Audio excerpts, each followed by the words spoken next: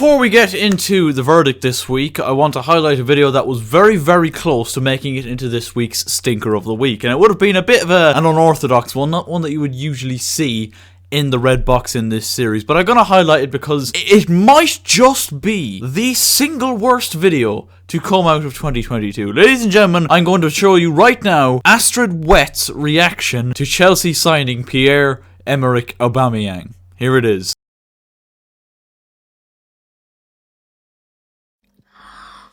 Obama who? Obama what? Obama blood clot young, yeah?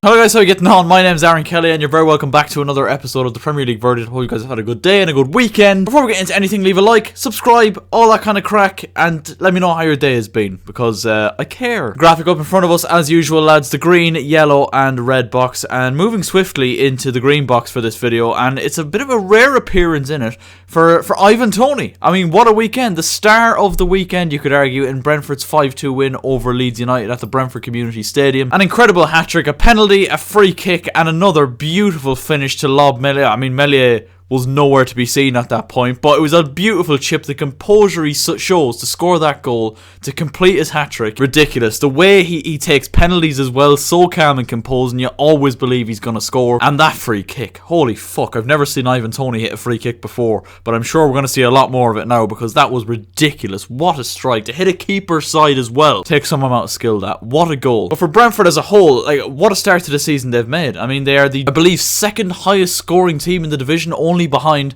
guess who, Manchester City. I mean, Manchester City had seen today 19 goals, I believe, they've scored so far this season, and 10 of those have been from Erling Haaland, so not really surprised to see them there. But I really did expect a drop-off from Brentford this season. We might still get it, but they have started off this season exactly how they started the first. And the reason I say that, I feel like I've said this before, I did think they might have a bit of a Sheffield United, like, kind of second season syndrome and really struggle, especially, you know, parrying that with the fact that Christian Eriksen is gone as well. Can't have been helpful for them. Remember that being one of the big questions when Brentford first came up, was similar to Mitrovic now really with Fulham, was would he be able to adapt the kind of form he showed in the Championship into the Premier League and get the kind of goals that he got in the Championship. And Ivan Toney has certainly done that. But his overall contribution to games for Brentford, you know, particularly points where they are up against it, he's brilliant at holding the ball up. He's quite quick as well, can score all types of goals, as, you know, portrayed the weekend. And when you score a hat-trick on this series, you know, if you score a hat-trick in a Premier League weekend, good chance you're going to make it into the Aaron Kelly green box.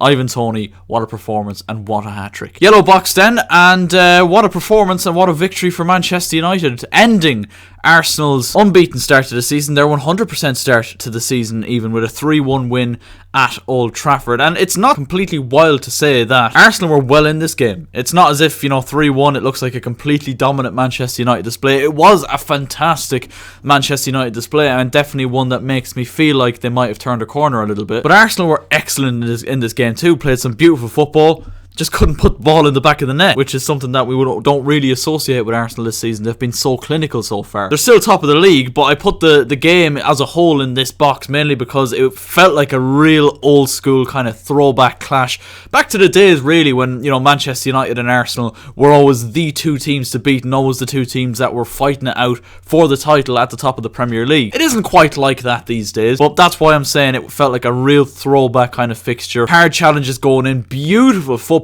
being played from both sides, and some really brilliant goals scored. Anthony with the opening goal, his first on his Manchester United debut, a player who there will be so much expected of him now, coming in for the kind of money that United have brought him in for. I think there's a lot of pressure on his shoulders, but the first chance he had, he took it with great aplomb. A beautiful pass by Christian Eriksen to get the move going. There's not an awful lot of credit going around for referees this weekend. We'll talk about why in the final box of the video, but he kept the move going. There was clearly a foul by Gabriel, and Man United took full advantage of it. Rashford plays it in, and a lovely finish set up beautifully for Antony to stroke home his first goal for Manchester United. Bukayo Saka back on the score sheet for Arsenal to make it 1-1 at the start of the second half. United took control of the game then, really, with two really good breakaway goals. Marcus Rashford adding to the goal that he got against Liverpool, and kind of feels like Marcus Rashford is back. I don't want to be the guy that says it and then he ends up fucking flopping, and I've completely jinxed it for the lad, but Marcus Rashford has made a really good and impressive start to the season.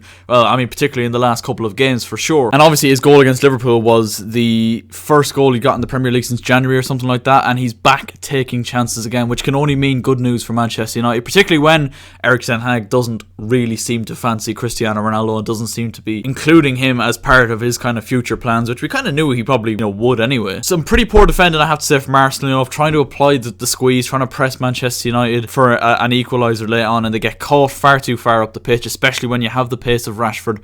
Eriksen found himself clear again, he squares it across, and Marcus Rashford buries it. There was a little bit of controversy in the first half, and I will get onto that right now, and it probably will be mentioned when we talk about the final box as well. I think Gabriel Martinelli's goal should have stood.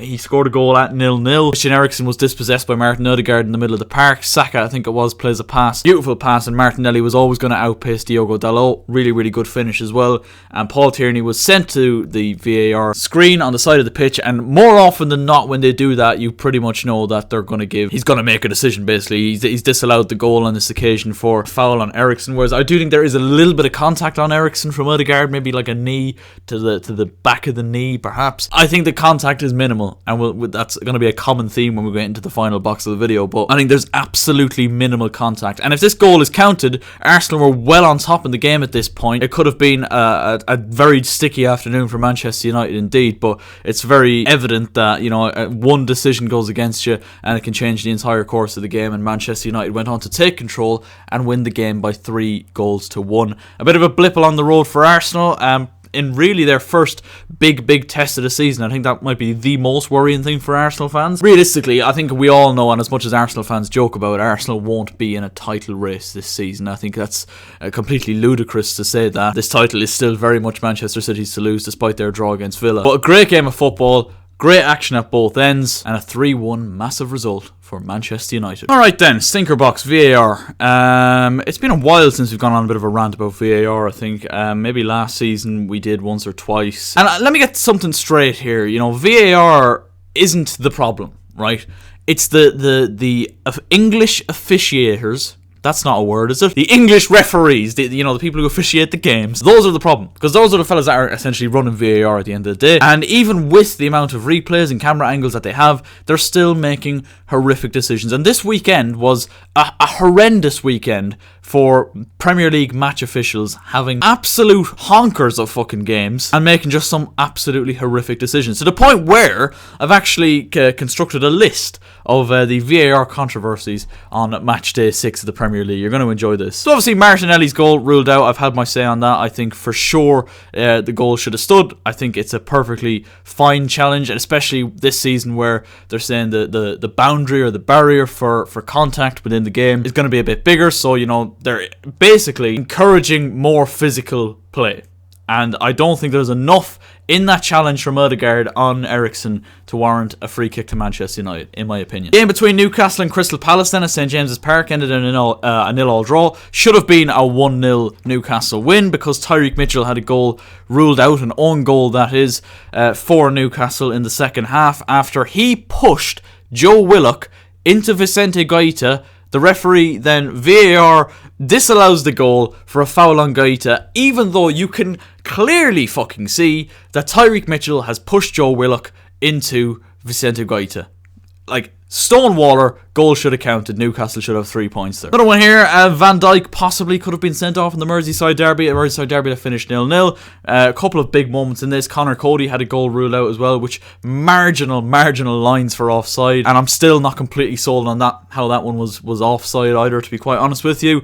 There's a lot of people talking about how Van Dijk could have been sent off for a challenge, I think, on Onana. Not too sure about that one. And the offside for sure, I'm still very on the fence about. In the Brentford Leeds game that we've already talked about. Leeds should have had a penalty for a foul on Somerville. It's a fucking clear push by the Brentford defender right into the back of Somerville. He goes down in the box. Referee doesn't give it. Jesse Marsh loses his fucking shit on the sideline, non-surprisingly so, and is given his marching order sent off for Leeds, and obviously Brentford go on to win that game 5-2. Felipe Coutinho then has a goal ruled out because now this is a big problem with offsides, right? Because we talked about offsides before. It's very frustrating for us where the linesman lets the game go on if there's a clear offside, but it then gets pulled back if there was an offside in the build-up, etc, etc. On this occasion, it was the opposite. The referee, or the linesman, put up his flag far too fucking quickly against Felipe Coutinho, who wasn't offside. He then gets the ball on the edge of the box. Referee blows his whistle,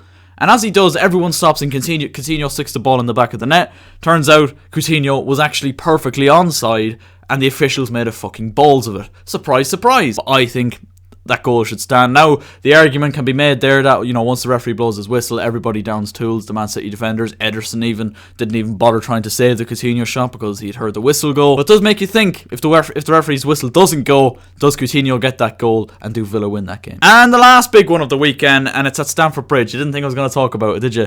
Chelsea's 2-1 win over West Ham. Shocking performance by Chelsea again, by the way. Doesn't change anything about this team. We go behind thanks to some horrendous defending that leads to a Michail Antonio goal. Ben Chilwell then comes off the bench and single-handedly saves Chelsea with a goal and assist then for Kai Havertz. And immediately after that, Chelsea should have conceded an equaliser with one of the last kicks of the game. Reece James with a dodgy back pass to Edouard Mendy, who makes the balls of it. He stays down after Jared Bowen goes in seemingly late on him, and Maxwell Cornet sticks it into the back of the net. However, the referee rules it out for a foul by Bowen on Edouard Mendy, and I've heard a lot of people have their say on this, and I say should have been a West Ham goal. Should have been a West Ham goal. If Jared Bowen had clearly followed through and tried to hurt Mendy, or if he's jumped over him and he's stamped on him or something on the way over, fair enough, disallow the goal. For me, there's not enough there to warrant a foul or a free kick in Chelsea's favour, because I just don't think there's enough solid contact from Bowen on Edouard Mendy, who I think just made a balls of it again. It was a shit back pass from Reece James, and Chelsea, instead of 3 points, should have had won the weekend. I'm not complaining too much from a Chelsea standpoint, but it's a shocker of a decision. And that's it. I mean, look, VAR is definitely a step in the right direction. I mean, we've said it so many times that we've seen it used well many times. Unfortunately, those times in the Premier League are just few and far between because the officials just haven't a fucking clue. Let me know your thoughts in the comment section down below. Leave a like on this video if you did enjoy. Subscribe if you are new, and I will see you next time. Take care and good luck.